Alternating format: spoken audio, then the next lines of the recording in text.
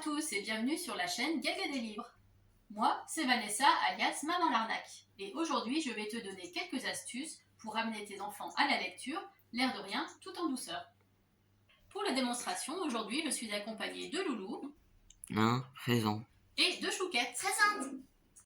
Tu vas me demander pourquoi est-ce qu'on veut à tout prix que nos enfants lisent? Pourquoi est-ce qu'on ne les laisserait pas tranquillement passer leur vie devant la télé, devant les écrans après tout? Qu'est-ce que ça peut bien faire?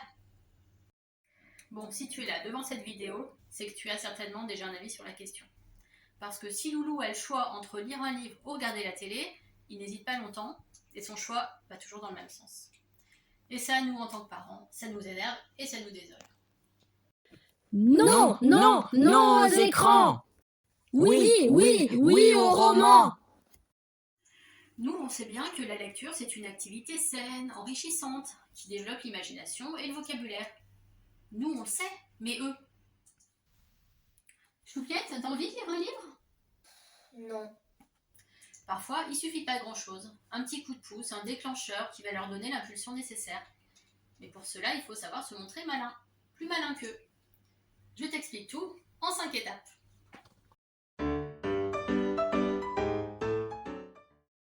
On a déjà essayé avec les brocolis, basculer dans le chantage, c'est toujours un risque et ça marche à peu près jamais.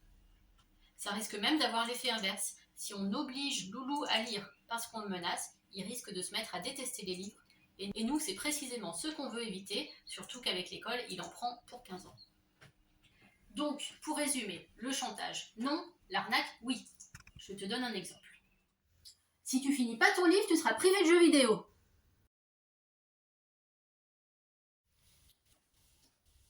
Chouquette, c'est l'heure d'aller te coucher. Quoi, déjà? Oui, il y a l'école demain. Non, encore 5 minutes. Bon, exceptionnellement, si tu prends un livre, t'as le droit de rester encore un quart d'heure. Oui! Chez moi, retarder l'heure du coucher, ça marche à tous les coups. Donc à toi de voir ce qui peut fonctionner chez toi. Donc si tu accordes à ton enfant le droit de lire plutôt que de ranger sa chambre ou de mettre la table, il aura l'impression de faire une bonne affaire. Et tout le monde sera content. Une bonne arnaque aussi, c'est de lui lire quelques pages à voix haute. Tous les enfants adorent qu'on leur fasse la lecture, même ceux qui savent déjà lire depuis longtemps. Le panorama apparaît alors, baigné par le clair de lune. Je sens les poils de ma nuque se dresser. Un frisson de peur ou d'excitation parcourt mon corps tout entier. Ce que j'ai sous les yeux dépasse de loin ce que j'avais pu imaginer. Et voilà, c'est tout pour aujourd'hui. Oh mais non, j'ai envie de savoir la suite. Oh bah tant pis pour toi, lis toute seule. Deuxième astuce.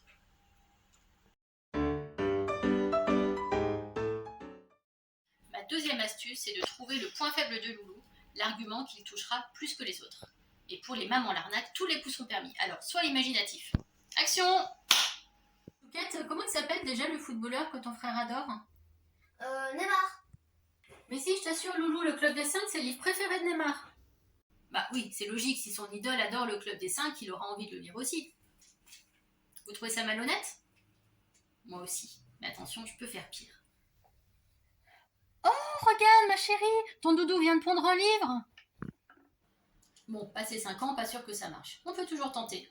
C'est toi qui connais le mieux ton enfant, donc à toi de voir ce qui peut fonctionner ou pas. Alors pour la petite anecdote personnelle, je vais te montrer ce qui a permis à mon fils de se lancer dans les gros livres, les gros romans avec beaucoup de pages, c'est ça, La Liseuse. Jusqu'à peu près 10 ans, il aimait bien les albums, les BD, ou les tout petits livres avec des images, mais il n'avait pas du tout envie de passer à la vitesse supérieure pour des grosses raisons de flemme.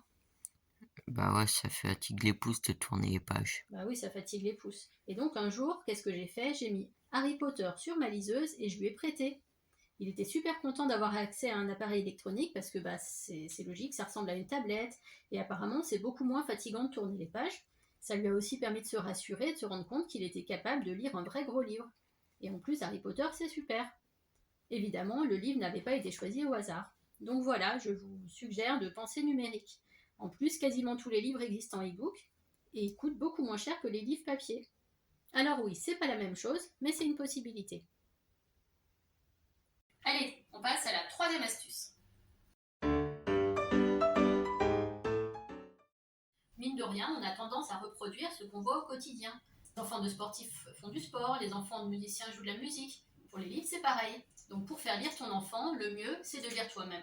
et qu'ils soient entourés de gens qui lisent, les parents, les frères et sœurs, les grands-parents, etc. Comme pour Neymar tout à l'heure, si Loulou voit son idole, c'est-à-dire toi, plongé dans un grand livre, il y a de grosses chances que ça lui donne envie de faire la même chose.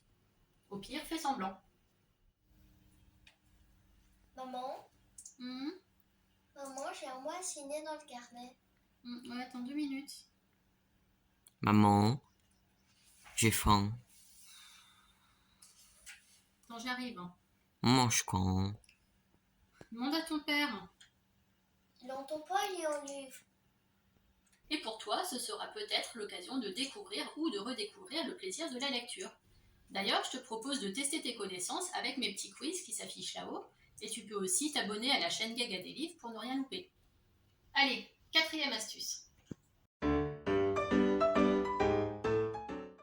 Notre but, c'est que le livre devienne un objet de plaisir et non un objet de contrainte. Donc le mieux, si tu peux, c'est de l'emmener à la médiathèque, comme ça il pourra toucher, feuilleter, un petit peu désacraliser l'objet, et il se rendra compte qu'il n'y a pas de raison d'avoir peur.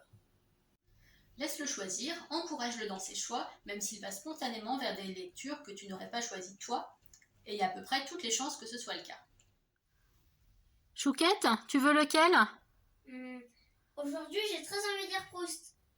Au début, il aura besoin de se mettre en confiance avec des lectures faciles. Peut-être même qu'il va vouloir lire les livres de sa petite sœur, et ça, c'est du vécu. C'est pas grave, on le laisse faire. Les BD, les mangas, les magazines, ça marche aussi. Les livres sur les animaux, sur les trains, les romans graphiques, les livres dont vous êtes le héros, les livres de contes. Il y a tellement de choix pour les enfants qu'il trouvera forcément quelque chose qui lui plaît. Donc s'il relit 50 fois le même truc, pas grave. Moi-même, j'ai dû lire 200 fois Les 4 filles du Dr March.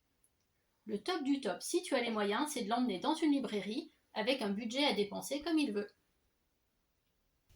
Et une fois qu'il y a pris goût, 5e astuce. Bah oui, la lecture, ce n'est pas qu'une activité solitaire, c'est aussi l'occasion de partager, d'échanger. On a beaucoup plus envie de lire un livre que quelqu'un nous a conseillé, plutôt qu'un titre pris au hasard sur une étagère. Si tu as un peu gardé ton âme d'enfant, je te conseille de lire les livres de tes enfants. Tu risques d'avoir de bonnes surprises. Il y a de vraies pépites dans la littérature jeunesse.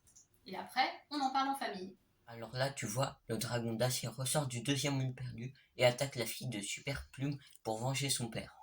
Mais comme elle a perdu tous ses pouvoirs dans la tempête de papillons, elle est obligée de se transformer en tartiflette pour s'échapper.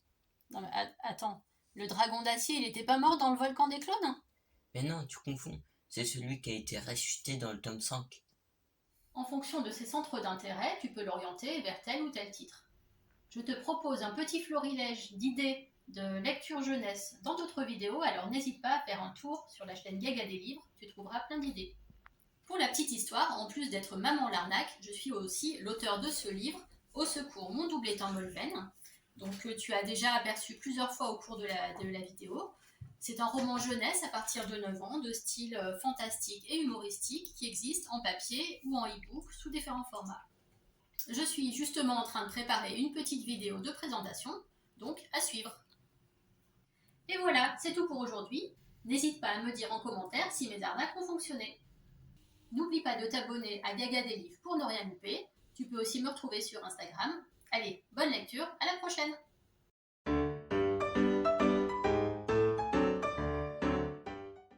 Je suis... Oh, je sais plus ce que je dis.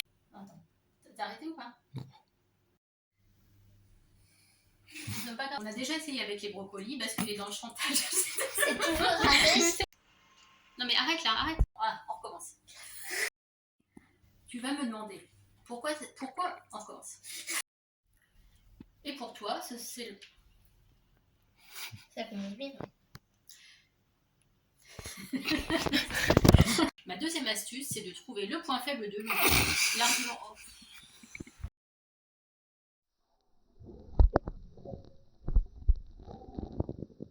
C'est bon? Ça tourne? Bon, si tu es là... Attends,